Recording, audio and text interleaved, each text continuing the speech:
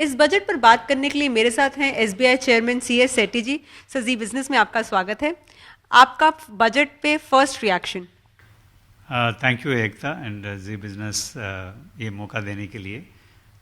Budget मेरा first reaction है is very good budget and ये कई सारे चीज़ें कवर कर रहा है, इन्वेस्टमेंट, डेवलपमेंट, रूरल इकोनॉमी को बढ़ावा देना, फार्मिंग कम्युनिटी को सपोर्ट देना एंड मोर इम्पॉर्टेंटली जो जॉब क्रिएट करता है एमएसएमई सेक्टर को बढ़ावा देना.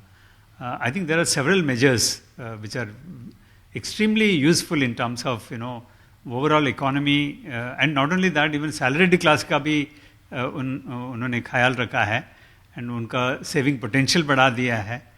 मेरे ख्याल से ये बहुत ही अच्छा बजट है. सर, जैसा कि आपने बोला सैलरी क्लास को 12 लाख तक अब टैक्स एग्जम्पशन है। आप इस सारे बजट को लेंडिंग और क्रेडिट पे किस तरह का इम्पैक्ट करते हुए देख रहे हैं? लेंडिंग से पहले डिपॉजिट का बात करनी दीजिए. आई थिंक वो जो सेविंग्स पोटेंशियल जो बढ़ने वाला है ये लिमिट बढ़ाने से मेरे ख्याल से जो बैंकों का डिपॉजिट का जो कंपटीशन है अभी फाइटिंग चल रहा है मेरे ख्याल से थोड़ा कम होगा.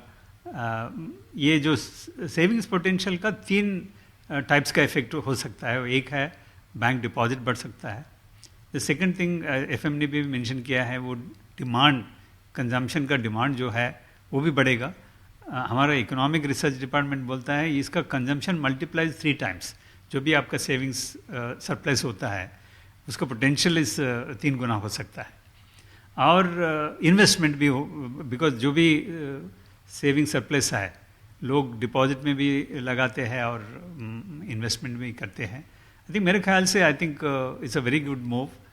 एक और चीज़ इसमें जो डिपॉजिट के बारे में बताना चाहता हूँ, जो senior citizens today total banking system में उनका 20% का शेयर है सीनियर सिटीजन का. अभी most of the senior citizens एक टीडीएस के प्रॉब्लम से वो डिपॉजिट ज़्यादा रखना नहीं चाहता है बैंकों में. ये 50,000 से 1 लाख रुपए कर दिया टीडीएस का एग्जाम्पशन.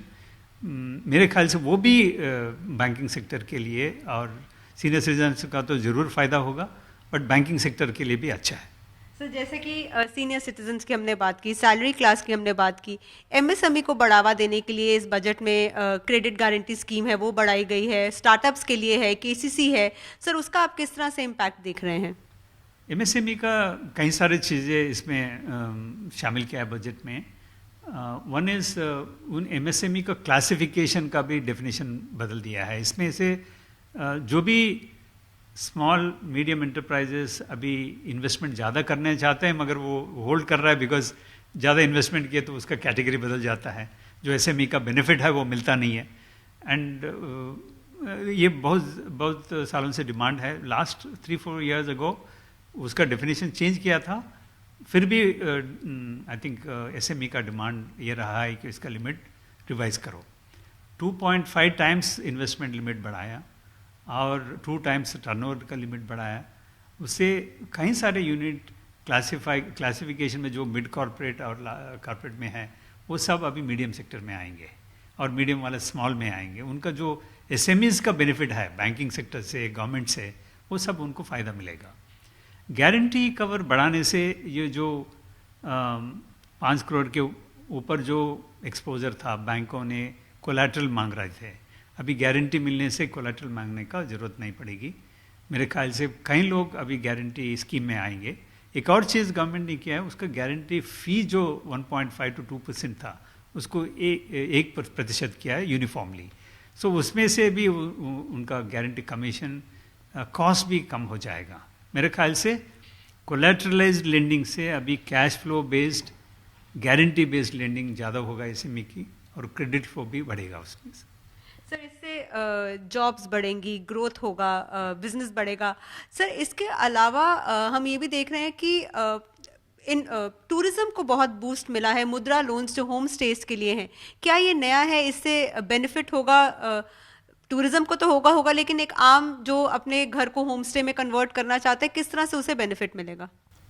हमने जो देखा है कोविड टाइम के बाद, कोविड टाइम में भी और कोविड टाइम के बाद भी home stage are important from the tourism angle, particularly where large hotels are not present. Homestays is a very good alternative for tourists there, and it also will provide some additional income to the households operating in this area.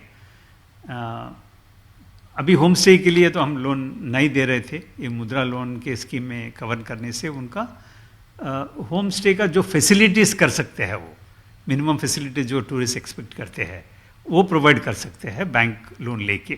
That is number one. Number two, tourism को जो hospitality sector का जो पहले बार नया hotel बन रहा है उसको इंफ्रास्ट्रक्चर कैटेगरी में लेके आया है. सो उसे होटल सेक्टर को, हॉस्पिटैलिटी सेक्टर को और टूरिज़्म सेक्टर को फ़ायदा मिलेगा मेरे ख्याल से.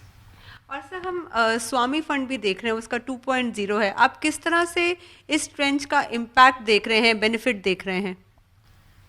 स्वामी जो एग्जिस्टिंग स्कीम है, स्वामी वन बोल सकते हैं, अभी भी स्वामी 2 आया है, वो भी साइज 15,000 का था.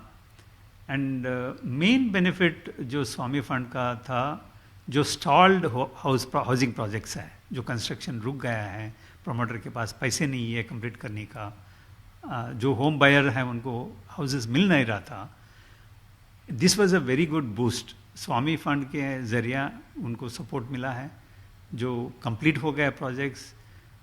hundreds of thousands of houses were been given to the home buyers. And ये सक्सेस, स्वामी फंड का सक्सेस देख के गवर्नमेंट ने ये स्वामी 2 फंड का जो अनाउंसमेंट किया है with the same size of 15,000 crores. जो भी प्रोजेक्ट्स आगे नहीं बढ़ रहा है, जो हाउसिंग प्रोजेक्ट्स रुक गया है, उसको कंप्लीट करने का मौका मिलेगा. मेरे ख्याल से it's a very good development. And it also gives confidence to the home buyers that project रुकेगा नहीं, हमको घर नहीं मिलेगा, वो जो लैक ऑफ कॉन्फिडेंस है वो निकल जाएगा अभी. और सर इसके अलावा हम ये भी देख रहे हैं कि पहले जैसे हमने भी एमएसएमई की बात की, केसीसी जो है किसान क्रेडिट, वो भी इसका हम इम्पैक्ट इस बजट में हम देख रहे हैं, उनको फ़ायदा मिला है. स्ट्रीट वेंडर्स के जो क्रेडिट कार्ड्स हैं उनको फ़ायदा मिला है.